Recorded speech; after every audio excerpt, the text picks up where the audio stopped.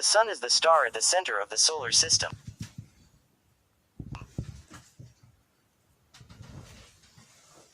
It is a nearly perfect ball of hot plasma, heated to incandescence by nuclear fusion reactions in its core, radiating the energy mainly as visible light, ultraviolet, and infrared radiation.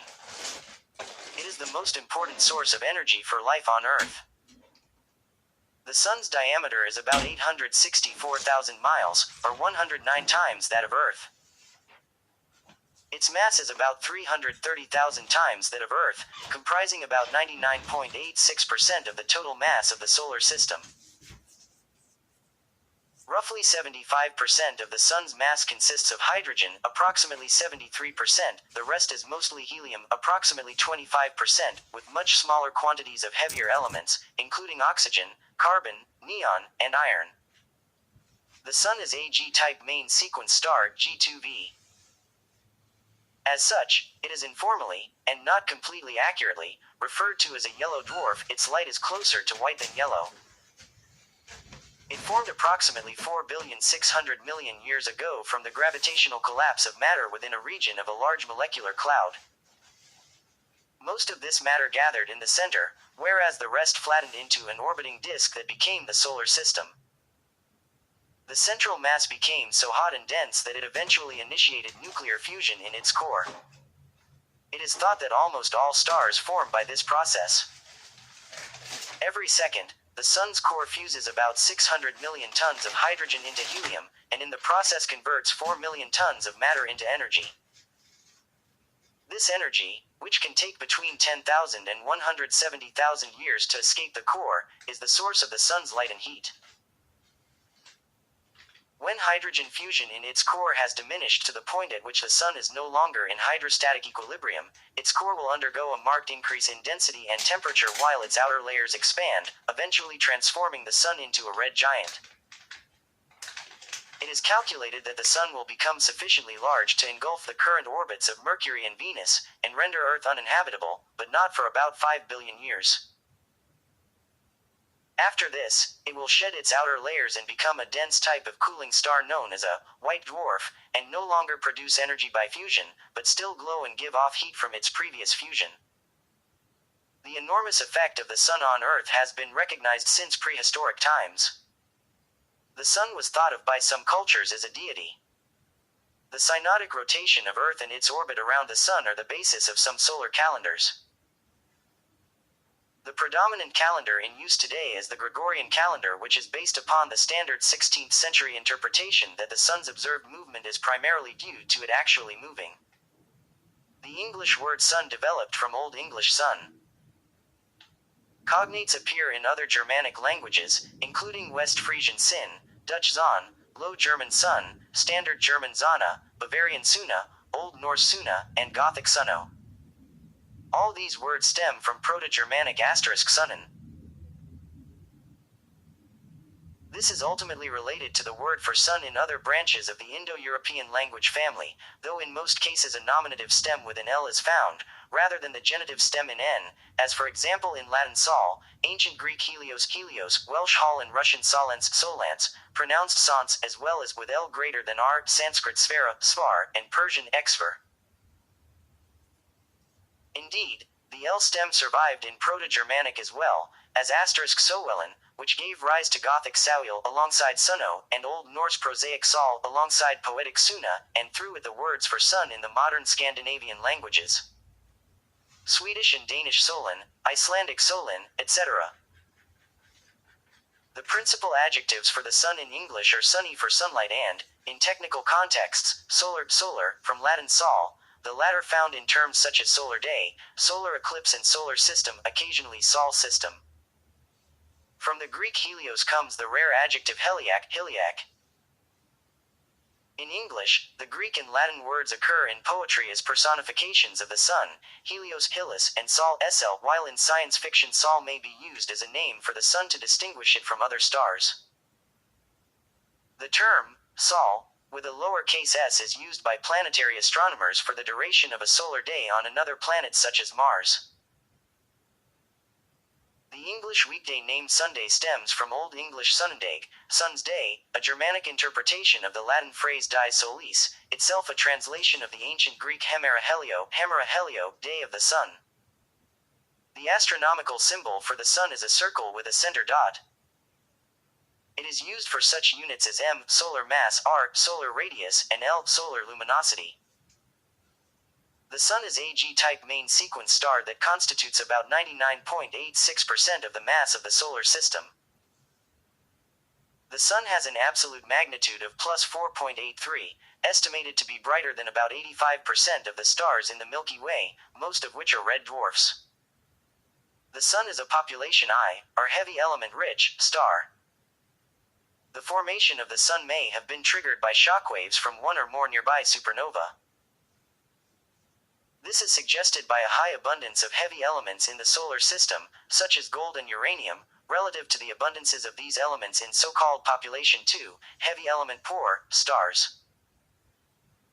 The heavy elements could most plausibly have been produced by endothermic nuclear reactions during a supernova, or by transmutation through neutron absorption within a massive second-generation star. The Sun is by far the brightest object in the Earth's sky, with an apparent magnitude of minus 26.74. This is about 13 billion times brighter than the next brightest star, Sirius, which has an apparent magnitude of minus 1.46. One astronomical unit, about 93 million miles, is defined as the mean distance of the Sun's center to Earth's center, though the distance varies as Earth moves from perihelion in January to aphelion in July. The distances can vary between 91,402,505.6 miles perihelion and 94,509,129.8 miles aphelion, and extreme values can range from 91,393,354 to 94,518,093 miles. At its average distance, light travels from the Sun's horizon to Earth's horizon in about 8 minutes and 20 seconds, while light from the closest points of the Sun and Earth takes about 2 seconds less. The energy of this sunlight supports almost all life on Earth by photosynthesis, and drives Earth's climate and weather. The Sun does not have a definite boundary, but its density decreases exponentially with increasing height above the photosphere. For the purpose of measurement, the Sun's radius is considered to be the distance from its center to the edge of the photosphere, the apparent visible surface of the Sun. By this measure, the Sun is a near-perfect sphere with an ablateness estimated at 0.000001%, which means that its polar diameter differs from its equatorial diameter by only 6 miles. The tidal effect of the planets is weak and does not significantly affect the shape of the Sun. The Sun rotates faster at its equator than at its poles. This differential rotation is caused by convective motion due to heat transport and the Coriolis force due to the Sun's rotation. In a frame of reference defined by the stars, the rotational period is approximately 25.6 days at the equator and 33.5 days at the poles.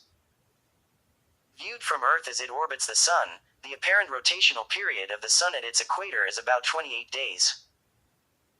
Viewed from a vantage point above its north pole, the Sun rotates counterclockwise around its axis of spin.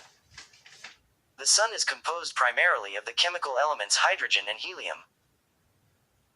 At this time in the Sun's life, they account for 74.9% and 23.8% of the mass of the Sun in the photosphere, respectively. All heavier elements, called metals, in astronomy, account for less than 2% of the mass, with oxygen roughly 1% of the Sun's mass, carbon, 0.3%, neon, 0.2%, and iron, 0.2% being the most abundant. The Sun's original chemical composition was inherited from the interstellar medium out of which it formed. Originally it would have contained about 71.1% hydrogen, 27.4% helium, and 1.5% heavier elements. The hydrogen and most of the helium in the Sun would have been produced by Big Bang nucleosynthesis in the first 20 minutes of the universe, and the heavier elements were produced by previous generations of stars before the Sun was formed, and spread into the interstellar medium during the final stages of stellar life and by events such as supernovae. Since the Sun formed, the main fusion process has involved fusing hydrogen into helium. Over the past 4,600,000,000 years, the amount of helium and its location within the Sun has gradually changed. Within the core, the proportion of helium has increased from about 24% to about 60% due to fusion, and some of the helium and heavy elements have settled from the photosphere towards the center of the Sun because of gravity. The proportions of heavier elements is unchanged. Heat is transferred outward from the Sun's core by radiation rather than by convection, so the fusion products are not lifted outward by heat. They remain in the core, and gradually an inner core of helium has begun to form that cannot be fused because presently the Sun's core is not hot or dense enough to fuse helium. In the current photosphere, the helium fraction is reduced, and the metallicity is only 84% of what it was in the protostellar phase before nuclear fusion in the core started. In the future, helium will continue to accumulate in the core, and in about 5 billion years this gradual buildup will eventually cause the Sun to exit the main sequence and become a red giant. What the fuck? The chemical composition of the photosphere is normally considered representative of the composition of the primordial solar system. The solar heavy element abundances described above are typically measured both using spectroscopy of the Sun's photosphere and by measuring abundances in meteorites that have never been heated to melting temperatures. These meteorites are thought to retain the composition of the protostellar Sun and are thus not affected by the settling of heavy elements. The two methods generally agree well. The structure of the Sun contains the following layers. 1. Core.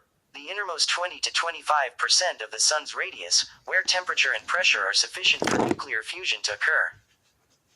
Hydrogen fuses into helium, which cannot itself be fused at this point in the Sun's life. The fusion process releases energy, and the core gradually becomes enriched in helium. 2. Radiative zone. Convection cannot occur until much nearer to the surface of the Sun. Therefore, between about 20 to 25% of the radius and 70% of the radius, there is a radiative zone in which energy transfer occurs by means of radiation, photons rather than by convection. 3.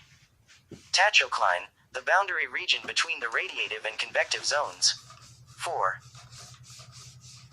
Convective zone. Between about 70% of the Sun's radius and a point close to the visible surface, the Sun is cool and diffuse enough for convection to occur, and this becomes the primary means of outward heat transfer, similar to weather cells which form in the Earth's atmosphere. Because the Sun is a gaseous object, it does not have a clearly defined surface. Its visible parts are usually divided into a photosphere and atmosphere. 1. Photosphere, the deepest part of the Sun which we can directly observe with visible light. 2. Atmosphere, a gaseous halo surrounding the Sun, comprising the chromosphere, solar transition region, corona and heliosphere. These can be seen when the main part of the Sun is hidden, for example, during a solar eclipse. The core of the Sun extends from the center to about 20 to 25% of the solar radius. You've already said that.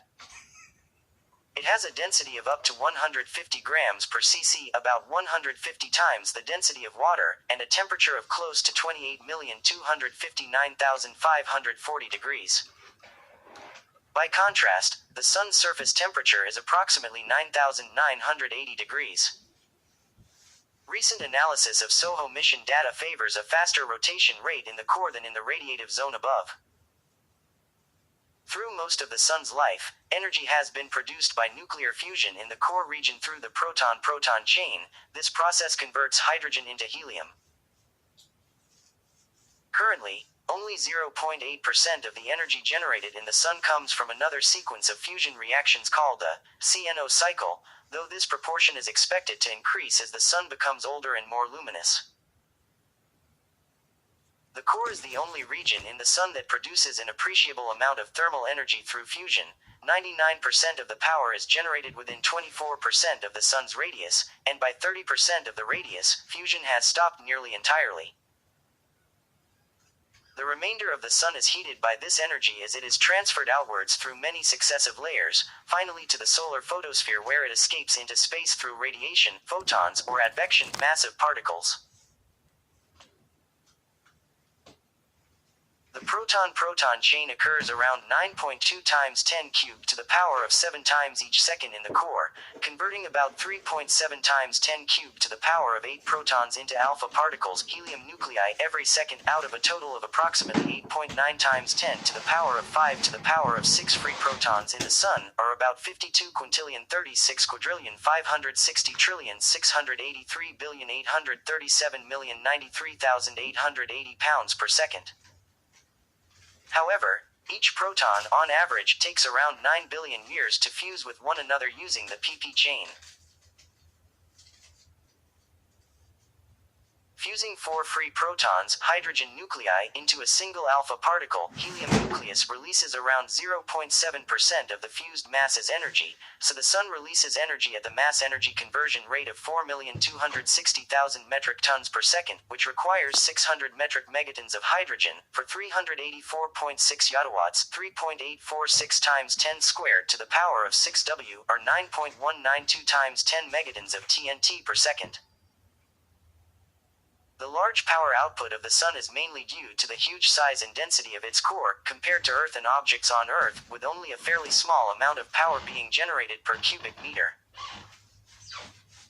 Theoretical models of the Sun's interior indicate a maximum power density, or energy production, of approximately 276.5 watts per cubic meter at the center of the core, which is about the same power density inside a compost pile. The fusion rate in the core is in a self-correcting equilibrium. A slightly higher rate of fusion would cause the core to heat up more and expand slightly against the weight of the outer layers, reducing the density and hence the fusion rate and correcting the perturbation, and a slightly lower rate would cause the core to cool and shrink slightly, increasing the density and increasing the fusion rate and again reverting it to its present rate. The radiative zone is the thickest layer of the Sun, at 0.45 solar radii, 194,710.5 miles. From the core out to about 0.7 solar radii, 310,685.5 miles, thermal radiation is the primary means of energy transfer. The temperature drops from approximately 12,599,540 to 3,599,540 degrees with increasing distance from the core. This temperature gradient is less than the value of the adiabatic lapse rate and hence cannot drive convection, which explains why the transfer of energy through this zone is by radiation instead of thermal convection. Ions of hydrogen and helium emit photons, which travel only a brief distance before being reabsorbed by other ions. The density drops 100-fold, from 20 to 0.2 grams per cc between 0.25 solar radii, 108,172.5 miles, and 0.7 radii, 310,685.5 miles, the top of the radiative zone. The radiative zone and the convective zone are separated by a transition layer, the tachocline. This is a region where the sharp regime change between the uniform rotation of the radiative zone and the differential rotation of the convection zone results in a large shear between the two, a condition where successive horizontal layers slide past one another. Presently, it is hypothesized that a magnetic dynamo within this layer generates the Sun's magnetic field. The Sun's convection zone extends from 0.7 solar radii, 310,685.5 miles, to near the surface. In this layer, the solar plasma is not dense enough or hot enough to transfer the heat energy of the interior outward via radiation. Instead, the density of the plasma is low enough to allow convective currents to develop and move the Sun's energy outward towards its surface. Material heated at the tachocline picks up heat and expands, thereby reducing its density and allowing it to rise. As a result, an orderly motion of the mass develops into thermal cells that carry the majority of the heat outward to the Sun's photosphere above. Once the material diffusively and radiatively cools just beneath the photospheric surface, its density increases, and it sinks to the base of the convection zone, where it again picks up heat from the top of the radiative zone and the convective cycle continues. At the photosphere, The temperature has dropped to 9,800 degrees, 350-fold, and the density to only 0.2 grams per cubic meter, about 0.00001% the density of air at sea level, and 0.0000001% that of the inner layer of the convective zone. The thermal columns of the convection zone form an imprint on the surface of the Sun, giving it a granular appearance called the solar granulation at the smallest scale and supergranulation at larger scales. Turbulent convection in this outer part of the solar interior sustains small-scale dynamo action over the near-surface volume of the Sun. The Sun's thermal columns are Bénard cells and take the shape of roughly hexagonal prisms. The visible surface of the Sun, the photosphere, is the layer below which the Sun becomes opaque to visible light. Photons produced in this layer escape the Sun through the transparent solar atmosphere above it and become solar radiation, sunlight. The change in opacity is due to the decreasing amount of H- ions, which absorb visible light easily. Conversely, the visible light we see is produced as electrons react with hydrogen atoms to produce H- ions. The photosphere is a few to tens of miles thick, and is slightly less opaque than air on Earth. Because the upper part of the photosphere is cooler than the lower part, an image of the Sun appears brighter in the center than on the edge or limb of the solar disk, in a phenomenon known as limb darkening. The spectrum of sunlight has approximately the spectrum of a black body radiating at 9,939 degrees, interspersed with atomic absorption lines from the tenuous layers above the photosphere. The photosphere has a particle density of approximately 1,023 meters-3, about 0.37% of the particle number per volume of Earth's atmosphere at sea level. The photosphere is not fully ionized. The extent of ionization is about 3%, leaving almost all of the hydrogen in atomic form. During early studies of the optical spectrum of the photosphere, some absorption lines were found that did not correspond to any chemical elements then known on Earth. In 1868, Norman Lockyer hypothesized that these absorption lines were caused by a new element that he dubbed helium, after the Greek sun god Helios. 25 years later, helium was isolated on Earth. During a total solar eclipse, the solar corona can be seen with the naked eye, during the brief period of totality. During a total solar eclipse, when the disk of the Sun is covered by that of the Moon, parts of the Sun's surrounding atmosphere can be seen. It is composed of 4 distinct parts: the chromosphere, the transition region, the corona and the heliosphere. The coolest layer of the Sun is a temperature minimum region extending to about 310 miles above the photosphere, and has a temperature of about 6,920 degrees. This part of the Sun is cool enough to allow the existence of simple molecules such as carbon monoxide and water, which can be detected via their absorption spectra. The chromosphere, transition region, and corona are much hotter than the surface of the Sun. The reason is not well understood, but evidence suggests that Alfvén waves may have enough energy to heat the corona. Above the temperature minimum layer is a layer about 1,242.7 miles thick, dominated by a spectrum of emission and absorption lines. It is called the chromosphere, from the Greek root chroma, meaning color, because the chromosphere is visible as a colored flash at the beginning and end of total solar eclipses. The temperature of the chromosphere increases gradually with altitude, ranging up to around 35,540 degrees near the top.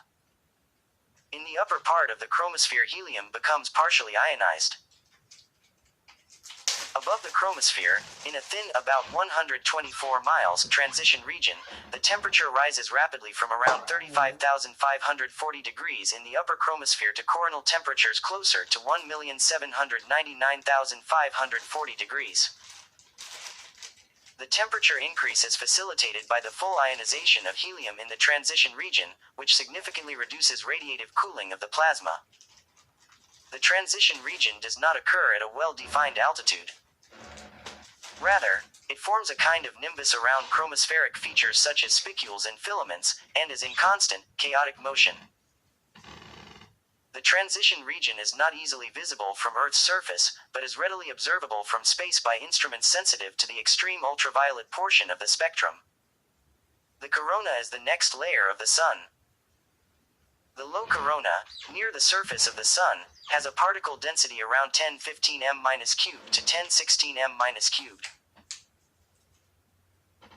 The average temperature of the corona and solar wind is about 1,799,540 to 3,599,540 degrees. However, in the hottest regions it is 14,399,540 to 35,999,540 degrees. Although no complete theory yet exists to account for the temperature of the corona, at least some of its heat is known to be from magnetic reconnection. The corona is the extended atmosphere of the Sun, which has a volume much larger than the volume enclosed by the Sun's photosphere. A flow of plasma outward from the Sun into interplanetary space is the solar wind. The heliosphere, the tenuous outermost atmosphere of the Sun, is filled with the solar wind plasma. This outermost layer of the Sun is defined to begin at the distance where the flow of the solar wind becomes superulvinic, that is, where the flow becomes faster than the speed of Alvin waves, at approximately 20 solar radii, 0.1 astronomical units, 9,300,000 miles. Turbulence and dynamic forces in the heliosphere cannot affect the shape of the solar corona within, because the information can only travel at the speed of Alvin waves. The solar wind travels outward continuously through the heliosphere, forming the solar magnetic field into a spiral shape, until it impacts the heliopause more than 50 astronomical units, 4,650,000,000 miles, from the Sun. In December 2004, the Voyager 1 probe passed through a shock front that is thought to be part of the heliopause.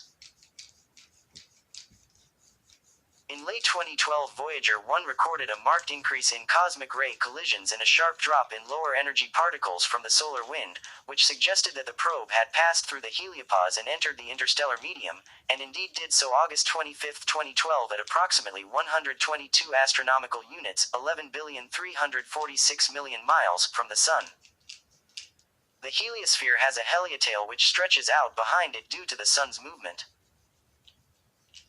The Sun emits light across the visible spectrum, so its color is white, with a C-color space index near 0.3 when viewed from space or when the Sun is high in the sky. The solar radiance per wavelength peaks in the green portion of the spectrum when viewed from space. When the Sun is low in the sky, atmospheric scattering renders the Sun yellow, red, orange, or magenta. Despite its typical whiteness, most people mentally picture the Sun as yellow. The reasons for this are the subject of debate. The Sun is a G2-volt star, with G2 indicating its surface temperature of approximately 9,941 degrees, and V that it, like most stars, is a main sequence star. The solar constant is the amount of power that the Sun deposits per unit area that is directly exposed to sunlight. The solar constant is equal to approximately 1,368 W per square meter, watts per square meter, at a distance of 1 astronomical unit, 93 million miles, from the Sun, that is, on or near Earth. Sunlight on the surface of Earth is attenuated by Earth's atmosphere, so that less power arrives at the surface closer to 1,000 W per square meter, in clear conditions when the Sun is near the zenith. Sunlight at the top of Earth's atmosphere is composed by total energy of about 50% infrared light, 40% visible light, and 10% ultraviolet light. The atmosphere in particular filters out over 70% of solar ultraviolet, especially at the shorter wavelengths. Solar ultraviolet radiation ionizes Earth's dayside upper atmosphere, creating the electrically conducting ionosphere. Ultraviolet light from the Sun has antiseptic properties and can be used to sanitize tools and water. It also causes sunburn, and has other biological effects such as the production of vitamin D and sun tanning. It is also the main cause of skin cancer. Ultraviolet light is strongly attenuated by Earth's ozone layer, so that the amount of UV varies greatly with latitude and has been partially responsible for many biological adaptations, including variations in human skin color in different regions of the Earth. High-energy gamma-ray photons initially released with fusion reactions in the core are almost immediately absorbed by the solar plasma of the radiative zone, usually after traveling only a few millimeters. Re-emission happens in a random direction and usually at slightly lower energy.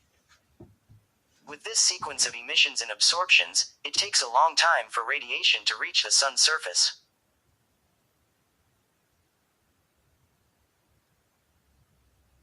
Estimates of the photon travel time range between 10,000 and 170,000 years. In contrast, it takes only 2.3 seconds for the neutrinos, which account for about 2% of the total energy production of the sun, to reach the surface. Because energy transport in the sun is a process that involves photons in thermodynamic equilibrium with matter, the time scale of energy transport in the sun is longer, on the order of 30 million years. This is the time it would take the sun to return to a stable state if the rate of energy generation in its core were suddenly changed. Neutrinos are also released by the fusion reactions in the core, but, unlike photons, they rarely interact with matter, so almost all are able to escape the sun immediately. For many years, measurements of the number of neutrinos produced in the sun were lower than theories predicted by a factor of 3. This discrepancy was resolved in 2001 through the discovery of the effects of neutrino oscillation. The sun emits the number of neutrinos predicted by the theory, but neutrino detectors were missing 66% of them because the neutrinos had changed flavor by the time they were detected. The sun has a stellar magnetic field that varies across its surface. Its polar field is 1 to 2 Gauss, 0.0001 to 0.0002 T, whereas the field is typically 3000 Gauss, 0.3 T, in features on the sun called sunspots, and 10 to 100 Gauss, 0.001 to 0.01 T, in solar prominences. The magnetic field varies in time and location. The quasi-periodic 11-year solar cycle is the most prominent variation in which the number and size of sunspots waxes and wanes. The solar magnetic field extends well beyond the sun itself. The electrically conducting solar wind plasma carries the sun's magnetic field into space, forming what is called the interplanetary magnetic field. In an approximation known as ideal magnetohydrodynamics, plasma particles only move along the magnetic field lines. As a result, the outward-flowing solar wind stretches the interplanetary magnetic field outward, forcing it into a roughly radial structure. For a simple dipolar solar magnetic field, with opposite hemispherical polarities on either side of the solar magnetic equator, a thin current sheet is formed in the solar wind. At great distances, the rotation of the sun twists the dipolar magnetic field and corresponding current sheet into an Archimedean spiral structure called the Parker spiral. The interplanetary magnetic field is much stronger than the dipole component of the solar magnetic field. The sun's dipole magnetic field of 50 to 400 μt at the photosphere reduces with the inverse cube of the distance, leading to a predicted magnetic field of 0.1 nt at the distance of Earth. However, according to spacecraft observations, the interplanetary field at Earth's location is around 5 nt, about 100 times greater. The difference is due to magnetic fields generated by electrical currents in the plasma surrounding the sun. Sunspots are visible as dark patches on the sun's photosphere and correspond to concentrations of magnetic field where the convective transport of heat is inhibited from the solar interior to the surface. As a result, sunspots are slightly cooler than the surrounding photosphere, so they appear dark. At a typical solar minimum, few sunspots are visible, and occasionally none can be seen at all. Those that do appear are at high solar latitudes. As the solar cycle progresses towards its maximum, sunspots tend to form closer to the solar equator, a phenomenon known as Sporer's law. The largest sunspots can be tens of thousands of kilometers across. An 11-year sunspot cycle is half of a 22-year Babcock-Leighton dynamo cycle, which corresponds to an oscillatory exchange of energy between toroidal and poloidal solar magnetic fields.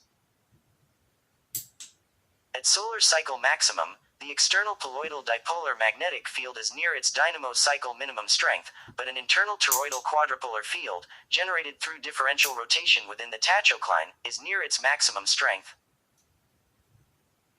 At this point in the dynamo cycle, Buoyant upwelling within the convective zone forces emergence of the toroidal magnetic field through the photosphere, giving rise to pairs of sunspots, roughly aligned east-west and having footprints with opposite magnetic polarities. The magnetic polarity of sunspot pairs alternates every solar cycle, a phenomenon described by Hale's law. During the solar cycle's declining phase, energy shifts from the internal toroidal magnetic field to the external poloidal field, and sunspots diminish in number and size. At solar cycle minimum, the toroidal field is, correspondingly, at minimum strength, sunspots are relatively rare, and the poloidal field is at its maximum strength. With the rise of the next 11-year sunspot cycle, differential rotation shifts magnetic energy back from the poloidal to the toroidal field, but with a polarity that is opposite to the previous cycle. The process carries on continuously, and in an idealized, simplified scenario, each 11-year sunspot cycle corresponds to a change, then, in the overall polarity of the Sun's large-scale magnetic field. The Sun's magnetic field leads to many effects that are collectively called solar activity. Solar flares and coronal mass ejections tend to occur at sunspot groups. Slowly changing high-speed streams of solar wind are emitted from coronal holes at the photospheric surface. Both coronal mass ejections and high-speed streams of solar wind carry plasma and interplanetary magnetic field outward into the solar system. The effects of solar activity on Earth include auroras at moderate to high latitudes and the disruption of radio communications and electric power. Solar activity is thought to have played a large role in the formation and evolution of the solar system. Long-term secular change in sunspot number is thought, by some scientists, to be correlated with long-term change in solar irradiance, which, in turn, might influence Earth's long-term climate. The solar cycle influences space weather conditions, including those surrounding Earth.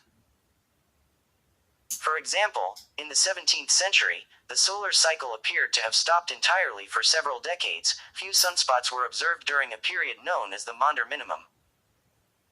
This coincided in time with the era of the Little Ice Age, when Europe experienced unusually cold temperatures. Earlier extended minima have been discovered through analysis of tree rings and appear to have coincided with lower than average global temperatures. In December 2019, a new type of solar magnetic explosion was observed, known as forced magnetic reconnection. Previously, in a process called spontaneous magnetic reconnection, it was observed that the solar magnetic field lines diverge explosively and then converge again instantaneously. Forced magnetic reconnection was similar, but it was triggered by an explosion in the corona. The Sun today is roughly halfway through the most stable part of its life. It has not changed dramatically for over 4 billion years and will remain fairly stable for more than 5 billion more. However, after hydrogen fusion in its core has stopped, the Sun will undergo dramatic changes, both internally and externally. It is more massive than 71 of 75 other stars within 5%, or in the top approximately 5%. The Sun formed about 4,600,000,000 years ago from the collapse of part of a giant molecular cloud that consisted mostly of hydrogen and helium and that probably gave birth to many other stars. This age is estimated using computer models of stellar evolution and through nucleocosmochronology. The result is consistent with the radiometric date of the oldest solar system material, at 4,567,000,000 years ago. Studies of ancient meteorites reveal traces of stable daughter nuclei of short-lived isotopes, such as IRON-60, that form only in exploding, short-lived stars. This indicates that one or more supernovae must have occurred near the location where the Sun formed. A shock wave from a nearby supernova would have triggered the formation of the Sun by compressing the matter within the molecular cloud and causing certain regions to collapse under their own gravity. As one fragment of the cloud collapsed, it also began to rotate due to conservation of angular momentum and heat up with the increasing pressure. Much of the mass became concentrated in the center, whereas the rest flattened out into a disk that would become the planets and other solar system bodies. Gravity and pressure within the core of the cloud generated a lot of heat as it accumulated more matter from the surrounding disk, eventually triggering nuclear fusion. HD 162,826 and HD 186,302 are hypothesized stellar twins of the Sun, having formed in the same molecular cloud. The Sun is about halfway through its main sequence stage, during which nuclear fusion reactions in its core fuse hydrogen into helium. Each second, more than 4 million tons of matter are converted into energy within the Sun's core, producing neutrinos and solar radiation. At this rate, the Sun has so far converted around 100 times the mass of Earth into energy, about 0.03% of the total mass of the Sun. The Sun will spend a total of approximately 10 billion years as a main sequence star. The Sun is gradually becoming hotter in its core, hotter at the surface, larger in radius, and more luminous during its time on the main sequence. Since the beginning of its main sequence life, it has expanded in radius by 15% and the surface has increased in temperature from 9,660 to 9,939 degrees, resulting in a 48% increase in luminosity from 0.677 solar luminosities to its present-day 1.0 solar luminosity. This occurs because the helium atoms in the core have a higher mean molecular weight than the hydrogen atoms that were fused, resulting in less thermal pressure. The core is therefore shrinking, allowing the outer layers of the Sun to move closer to the center, releasing gravitational potential energy. According to the virial theorem, half this released gravitational energy goes into heating, which leads to a gradual increase in the rate at which fusion occurs and thus an increase in the luminosity. This process speeds up as the core gradually becomes denser. At present, it is increasing in brightness by about 1% every 100 million years. It takes at least 1 billion years from now to deplete liquid water from the Earth from such increase. The Sun does not have enough mass to explode as a supernova. Instead, when it runs out of hydrogen in the core in approximately 5 billion years, core hydrogen fusion will stop, and there will be nothing to prevent the core from contracting. The release of gravitational potential energy will cause the luminosity of the Sun to increase, ending the main sequence phase and leading the Sun to expand over the next billion years. First into a subgiant, and then into a red giant. The heating due to gravitational contraction will also lead to hydrogen fusion in a shell just outside the core, where unfused hydrogen remains, contributing to the increased luminosity, which will eventually reach more than 1,000 times its present luminosity. When the Sun enters its red giant branch RGB phase, it will engulf Mercury and likely Venus, reaching about 0.75 astronomical units, 69,750,000 miles. The Sun will spend around a billion years in the RGB and lose around a third of its mass. After the red giant branch, the Sun has approximately 120 million years of active life left, but much happens. First, the core full of degenerate helium ignites violently in the helium flash. It is estimated that 6% of the core, itself 40% of the Sun's mass, will be converted into carbon within a matter of minutes through the triple alpha process. The Sun then shrinks to around 10 times its current size and 50 times the luminosity, with a temperature a little lower than today. It will then have reached the red clump or horizontal branch, but a star of the Sun's metallicity does not evolve blueward along the horizontal branch. Instead, it just becomes moderately larger and more luminous over about 100 million years as it continues to react helium in the core. When the helium is exhausted, the Sun will repeat the expansion it followed when the hydrogen in the core was exhausted. This time, however, it all happens faster, and the Sun becomes larger and more luminous, engulfing Venus if it has not already. This is the asymptotic giant branch phase, and the Sun is alternately reacting hydrogen in a shell or helium in a deeper shell. After about 20 million years on the early asymptotic giant branch, the Sun becomes increasingly unstable, with rapid mass loss and thermal pulses that increase the size and luminosity for a few hundred years every 100,000 years or so.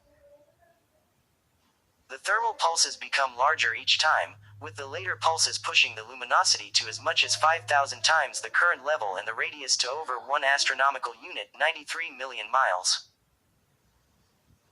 According to a 2008 model, Earth's orbit will have initially expanded to at most 1.5 astronomical units, 139,500,000 miles, due to the Sun's loss of mass as a red giant.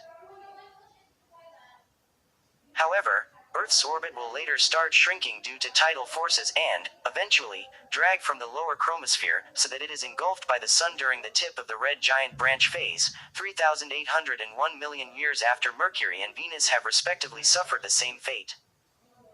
Models vary depending on the rate and timing of mass loss. Models that have higher mass loss on the red giant branch produce smaller, less luminous stars at the tip of the asymptotic giant branch, perhaps only 2,000 times the luminosity and less than 200 times the radius. For the Sun, 4 thermal pulses are predicted before it completely loses its outer envelope and starts to make a planetary nebula. By the end of that phase, lasting approximately 500,000 years, the Sun will only have about half of its current mass. The post-asymptotic giant branch evolution is even faster. The luminosity stays approximately constant as the temperature increases, with the ejected half of the Sun's mass becoming ionized into a planetary nebula as the exposed core reaches 53,500 degrees, as if it is in a sort of blue loop. The final naked core, a white dwarf, will have a temperature of over 180,000 degrees, and contain an estimated 54.05% of the Sun's present-day mass. The planetary nebula will disperse in about 10,000 years, but the white dwarf will survive for trillions of years before fading to a hypothetical black dwarf. The Sun has 8 known planets orbiting around it. This includes 4 terrestrial planets: Mercury, Venus, Earth, Mars and Ceres, 2 gas giants Jupiter and Saturn, 2 ice giants Uranus and Neptune, and 2 ice planets Pluto and Ceres. The solar system also has 9 bodies generally considered as dwarf planets and some more candidates, an asteroid belt, numerous comets, and a large number of icy bodies which lie beyond the orbit of Neptune. 6 of the planets and many smaller bodies also have their own natural satellites. In particular, the satellite systems of Jupiter, Saturn, and Uranus are in some ways like miniature versions of the Sun system. The Sun is moved by the gravitational pull of the planets. The center of the Sun is always within 2.2 solar radii, 951,918 miles, of the barycenter. This motion of the Sun is mainly due to Jupiter. For some periods of several decades, the motion is rather regular, forming a trefoil pattern, whereas between these periods it appears more chaotic. After 179 years, 9 times the synodic period of Jupiter and Saturn, the pattern more or less repeats, but rotated by about 24 degrees. The orbits of the inner planets, including of the Earth, are similarly displaced by the same gravitational forces, so the movement of the Sun has little effect on the relative positions of the Earth and the Sun or on solar irradiance on the Earth as a function of time.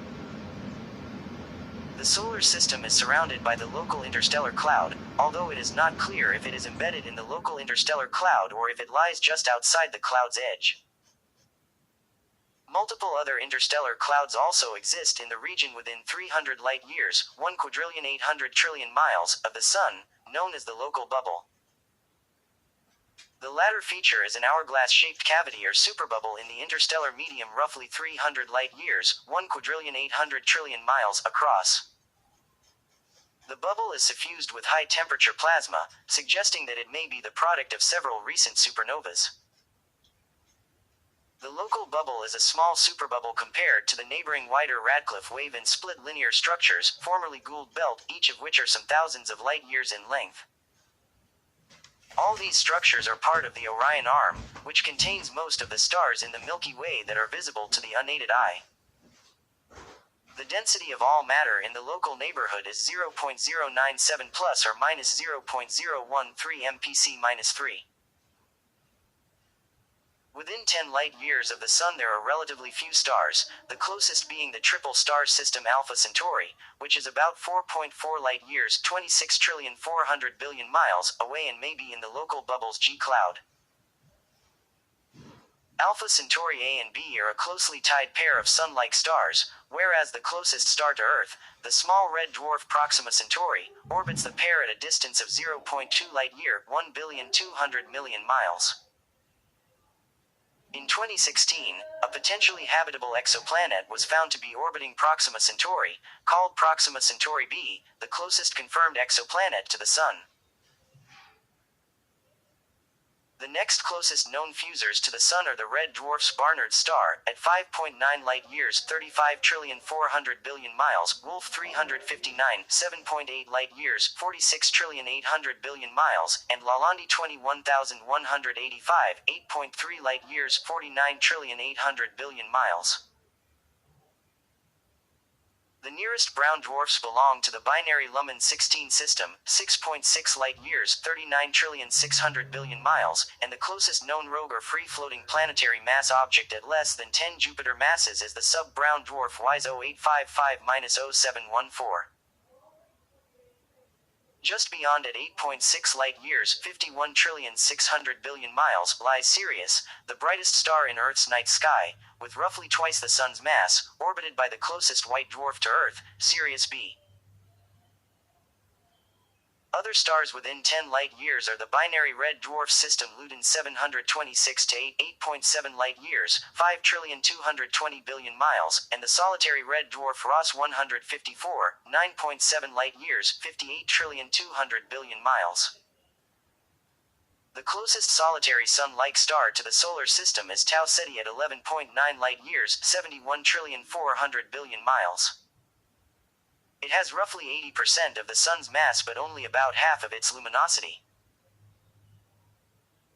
The nearest and unaided visible group of stars beyond the immediate celestial neighborhood is the Ursa Major moving group at roughly 80 light-years, 480 trillion miles, which is within the local bubble, like the nearest as well as unaided visible star cluster the Hyades, which lie at its edge. The closest star-forming regions are the Corona Australis molecular cloud, the Rho Ophiuchi cloud complex and the Taurus molecular cloud. The latter lies just beyond the local bubble and is part of the Radcliffe wave.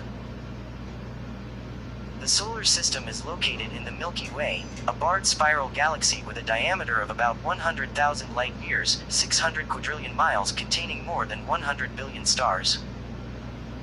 The Sun resides in one of the Milky Way's outer spiral arms, known as the Orion Cygnus arm or local spur. The Sun lies about 26,660 light-years, 159 quadrillion 960 trillion miles, from the galactic center, and its speed around the center of the Milky Way is about 492,126 miles per hour, so that it completes one revolution every 240 million years. This revolution is known as the solar system's galactic year. The solar apex, the direction of the Sun's path through interstellar space, is near the constellation Hercules in the direction of the current location of the bright star Vega. The plane of the ecliptic lies at an angle of about 60 degrees to the galactic plane. The solar system's location in the Milky Way is a factor in the evolutionary history of life on Earth. Its orbit is close to circular, and orbits near the Sun are at roughly the same speed as that of the spiral arms. Therefore, the Sun passes through arms only rarely. Because spiral arms are home to a far larger concentration of supernovae, gravitational instabilities, and radiation that could disrupt the solar system, this has given Earth long periods of stability for life to evolve. However, the changing position of the solar system relative to other parts of the Milky Way could explain periodic extinction events on Earth, according to the Shiva hypothesis or related theories, but this remains controversial. The solar system lies well outside the star-crowded environs of the galactic center. Near the center, gravitational tugs from nearby stars could perturb bodies in the Oort cloud and send many comets into the inner solar system, producing collisions with potentially catastrophic implications for life on Earth. The intense radiation of the galactic center could also interfere with the development of complex life. Stellar flybys that pass within 0.8 light-years, 4,800,000,000,000 miles, of the Sun occur roughly once every 100,000 years. The closest well-measured approach was Scholz's star, which approached to 52 plus 23 minus 14 Ka of the Sun some 70 plus 15 minus 10,000 years ago, likely passing through the outer Oort cloud. The Sun has been an object of veneration in many cultures throughout human history. Humanity's most fundamental understanding of the sun is as the luminous disk in the sky, whose presence above the horizon causes day and whose absence causes night. In many prehistoric and ancient cultures, the sun was thought to be a solar deity or other supernatural entity.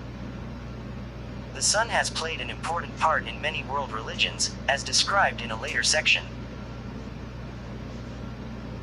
In the early 1st millennium BC, Babylonian astronomers observed that the sun's motion along the ecliptic is not uniform, though they did not know why. It is today known that this is due to the movement of Earth in an elliptic orbit around the sun, with Earth moving faster when it is nearer to the sun at perihelion and moving slower when it is farther away at aphelion.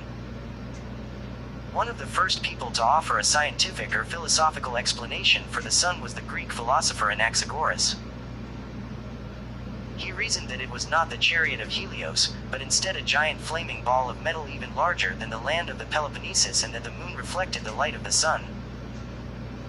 For teaching this heresy, he was imprisoned by the authorities and sentenced to death, though he was later released through the intervention of Pericles.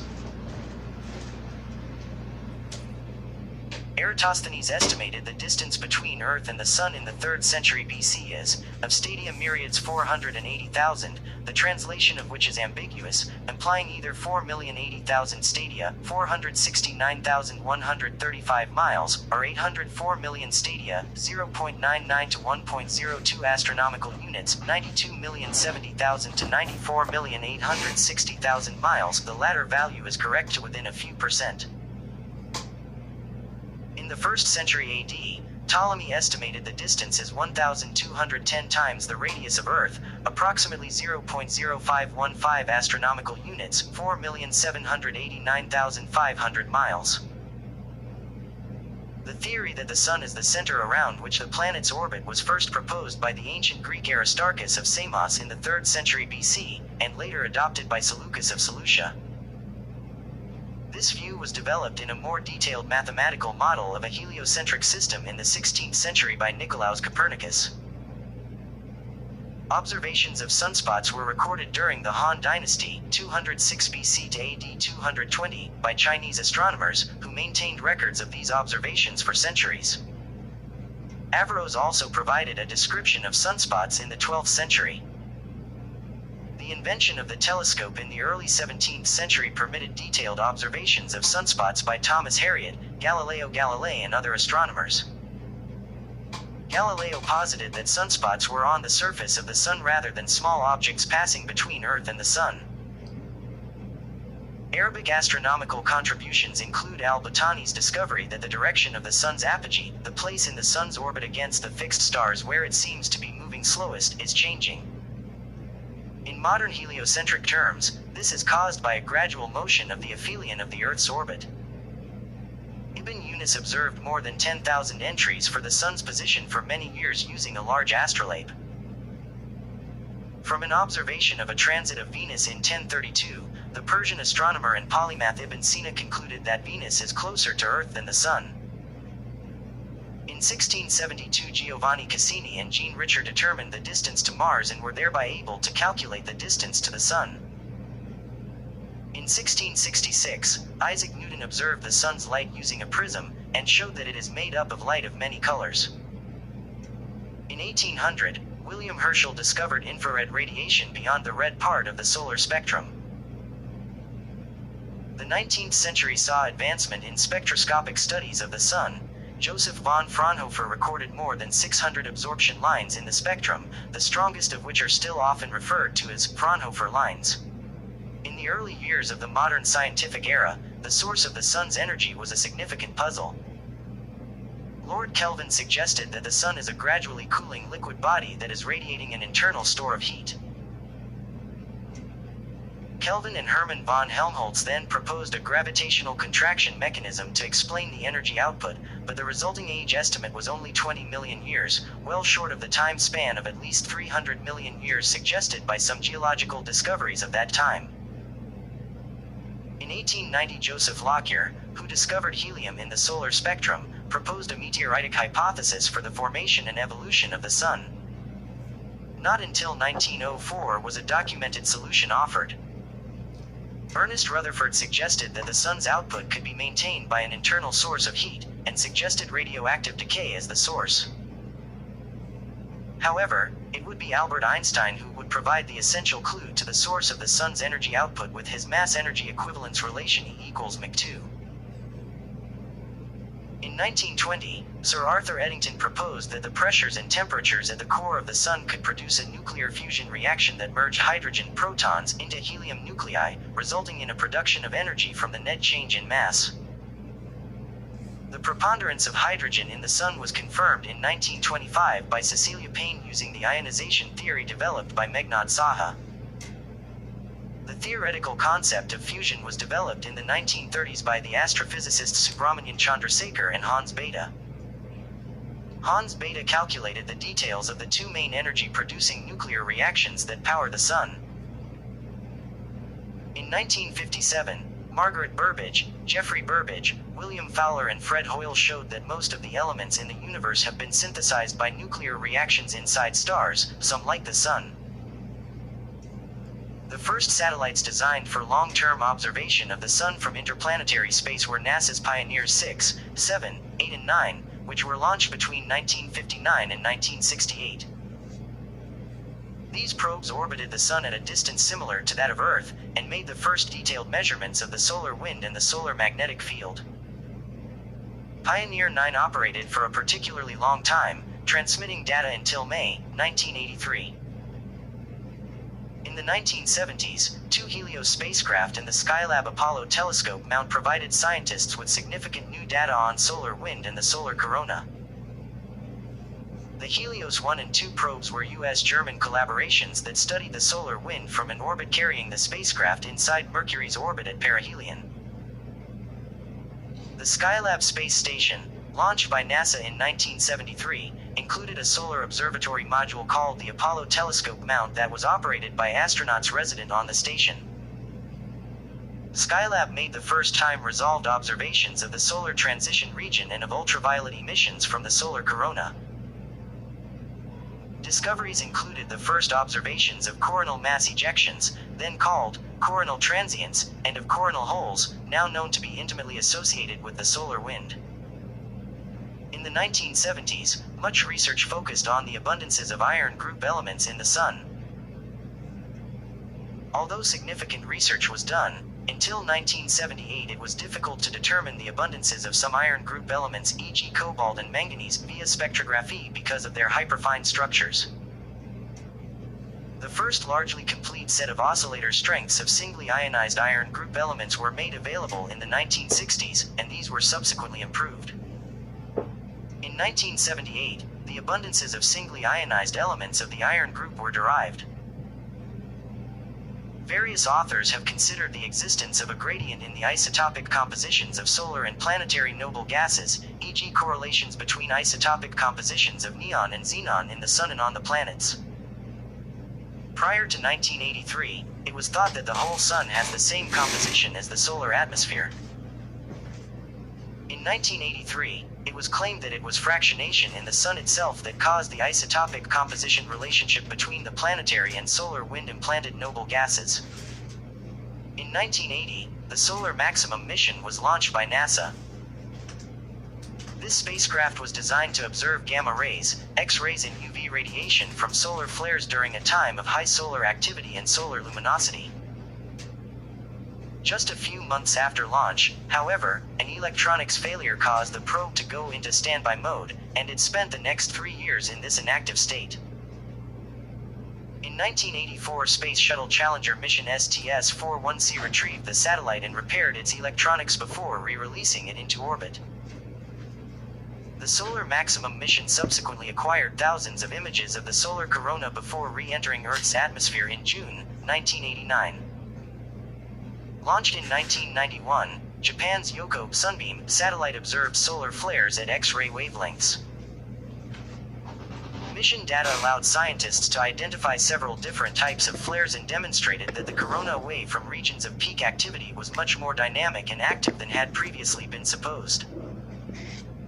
Yohkoh observed an entire solar cycle but went into standby mode when an annular eclipse in 2001 caused it to lose its lock on the sun.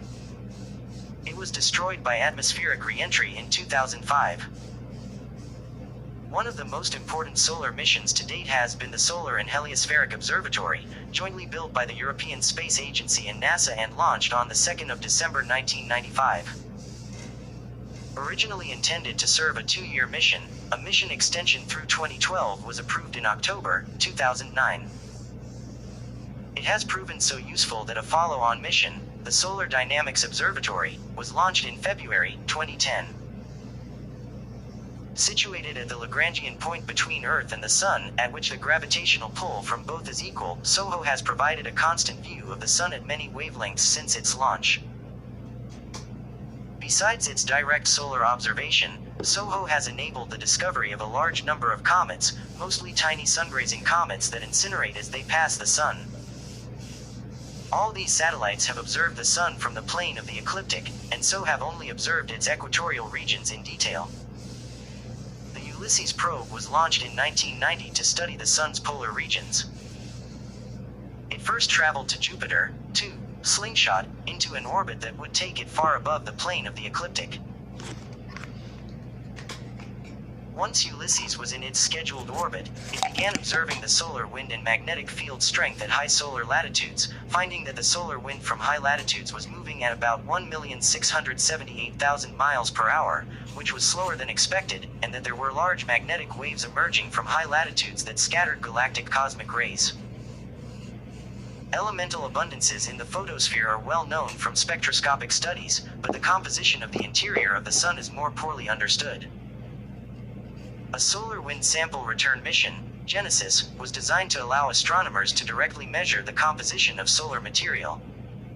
Some of the notable space missions include Solar Terrestrial Relations Observatory (STEREO) mission was launched in October 2006. 2 identical spacecraft were launched into orbits that caused them to respectively pull further ahead of and fall gradually behind Earth. This enables stereoscopic imaging of the Sun and solar phenomena, such as coronal mass ejections.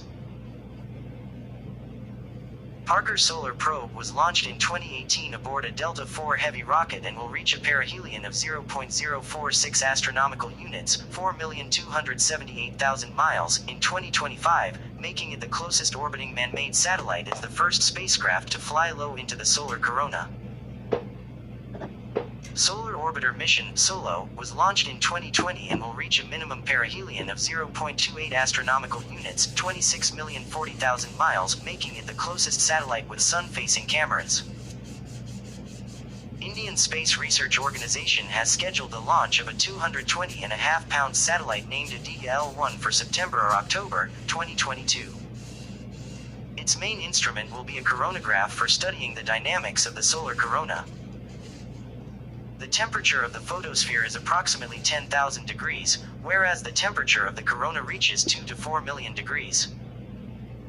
The high temperature of the corona shows that it is heated by something other than direct heat conduction from the photosphere. It is thought that the energy necessary to heat the corona is provided by turbulent motion in the convection zone below the photosphere, and 2 main mechanisms have been proposed to explain coronal heating. The first is wave heating, in which sound, gravitational or magnetohydrodynamic waves are produced by turbulence in the convection zone. These waves travel upward and dissipate in the corona, depositing their energy in the ambient matter in the form of heat. The other is magnetic heating, in which magnetic energy is continuously built up by photospheric motion and released through magnetic reconnection in the form of large solar flares and myriad similar but smaller events, nanoflares. Currently, it is unclear whether waves are an efficient heating mechanism. All waves except Alfvén waves have been found to dissipate or refract before reaching the corona. In addition, Alfvén waves do not easily dissipate in the corona. Current research focus has therefore shifted towards flare heating mechanisms. Theoretical models of the Sun's development suggest that 3,800,000 to 2,500,000,000 years ago, during the Archean Eon, the Sun was only about 75% as bright as it is today. Such a weak star would not have been able to sustain liquid water on Earth's surface, and thus life should not have been able to develop. However, The geological record demonstrates that Earth has remained at a fairly constant temperature throughout its history and that the young Earth was somewhat warmer than it is today. One theory among scientists is that the atmosphere of the young Earth contained much larger quantities of greenhouse gases, such as carbon dioxide, methane, than are present today, which trapped enough heat to compensate for the smaller amount of solar energy reaching it. However, examination of Archean sediments appears inconsistent with the hypothesis of high greenhouse concentrations. Instead, the moderate temperature range may be explained by lower surface albedo brought about by less continental area and the lack of biologically induced cloud condensation nuclei. This would have led to increased absorption of solar energy, thereby compensating for the lower solar output. The brightness of the sun can cause pain from looking at it with the naked eye. However, doing so for brief periods is not hazardous for normal non-dilated eyes. Looking directly at the sun gazing causes phosphene visual artifacts and temporary partial blindness. It also delivers about 4 milliwatts of sunlight to the retina, slightly heating it and potentially causing damage in eyes that cannot respond properly to the brightness. Long-duration viewing of the direct sun with the naked eye can begin to cause UV-induced, sunburn-like lesions on the retina after about 100 seconds, particularly under conditions where the UV light from the sun is intense and well-focused. Viewing the sun through light-concentrating optics such as binoculars may result in permanent damage to the retina without an appropriate filter that blocks UV and substantially dims the sunlight. When using an attenuating filter to view the sun, the viewer is cautioned to use a filter specifically designed for that use. Some improvised filters that pass UV or IR rays can actually harm the eye at high brightness levels. Brief glances at the midday sun through an unfiltered telescope can cause permanent damage. During sunrise and sunset, sunlight is attenuated because of Rayleigh scattering and Mie scattering from a particularly long passage through Earth's atmosphere, and the sun is sometimes faint enough to be viewed comfortably with the naked eye or safely with optics, provided there is no risk of bright sunlight suddenly appearing through a break between clouds. Hazy conditions, atmospheric dust, and high humidity contribute to this atmospheric attenuation. An optical phenomenon, known as a green flash, can sometimes be seen shortly after sunset or before sunrise. The flash is caused by light from the sun just below the horizon being bent, usually through a temperature inversion, towards the observer. Light of shorter wavelengths violet, blue, green is bent more than that of longer wavelengths yellow, orange, red, but the violet and blue light is scattered more, leaving light that is perceived as green. Sun and immortal birds gold ornament by ancient Shu people. The center is a sun pattern with 12 points around which 4 birds fly in the same counterclockwise direction, Shang dynasty. Solar deities play a major role in many world religions and mythologies. Worship of the sun was central to civilizations such as the ancient Egyptians, the Inca of South America and the Aztecs of what is now Mexico. In religions such as Hinduism, the sun is still considered a god. He is known as Surya Dev. Many ancient monuments were constructed with solar phenomena in mind. For example, stone megaliths accurately mark the summer or winter solstice. Some of the most prominent megaliths are located in Nabta Playa, Egypt, Monajdra, Malta, and at Stonehenge, England. Newgrange, a prehistoric human-built mound in Ireland, was designed to detect the winter solstice. The Pyramid of El Castillo at Chichen Itza in Mexico is designed to cast shadows in the shape of serpents climbing the pyramid at the vernal and autumnal equinoxes.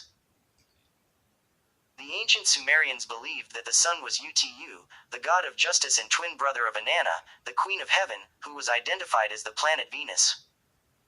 Later, Utu was identified with the East Semitic god Shamash. Utu was regarded as a helper deity, who aided those in distress, and, in iconography, he is usually portrayed with a long beard and clutching a saw, which represented his role as the dispenser of justice. From at least the 4th dynasty of ancient Egypt, the sun was worshipped as the god Ra, portrayed as a falcon-headed divinity surmounted by the solar disk, and surrounded by a serpent. In the New Empire period, the sun became identified with the dung beetle, whose spherical ball of dung was identified with the sun. In the form of the sun disk Aten, the sun had a brief resurgence during the Amarna period when it again became the preeminent, if not only, divinity for the pharaoh Akhenaten. The Egyptians portrayed the god Ra as being carried across the sky in a solar bark, accompanied by lesser gods, and to the Greeks, he was Helios, carried by a chariot drawn by fiery horses. From the reign of Elagabalus in the late Roman Empire, the sun's birthday was a holiday celebrated as Sol Invictus, literally, unconquered sun, soon after the winter solstice, which may have been an antecedent to Christmas. Regarding the fixed stars, the sun appears from Earth to revolve once a year along the ecliptic through the zodiac, and so Greek astronomers categorized it as one of the 7 planets. Greek planet, wanderer, the naming of the days of the weeks after the 7 planets dates to the Roman era. In Proto-Indo-European religion, the sun was personified as the goddess Se-to-all. Derivatives of this goddess in Indo-European languages include the Old Norse Sol, Sanskrit Surya, Gaulish Sulis, Lithuanian Sol, and Slavic Solans. In ancient Greek religion, the sun deity was the male god Helios, who in later times was syncretized with Apollo. In the Bible, Malachi 4:2 mentions the Son of Righteousness, sometimes translated as the Son of Justice, which some Christians have interpreted as a reference to the Messiah Christ. In ancient Roman culture, Sunday was the day of the sun god. It was adopted as the Sabbath day by Christians who did not have a Jewish background. The symbol of light was a pagan device adopted by Christians, and perhaps the most important one that did not come from Jewish traditions. In paganism, the sun was a source of life, giving warmth and illumination to mankind. It was the center of a popular cult among Romans, who would stand at dawn to catch the first rays of sunshine as they prayed. The celebration of the winter solstice, which influenced Christmas, was part of the Roman cult of the unconquered sun, Sol Invictus. Christian churches were built with an orientation so that the congregation faced toward the sunrise in the east. Tanatia, the Aztec god of the sun, was usually depicted holding arrows and a shield and was closely associated with the practice of human sacrifice. The sun goddess Amaterasu is the most important deity in the Shinto religion, and she is believed to be the direct ancestor of all Japanese emperors.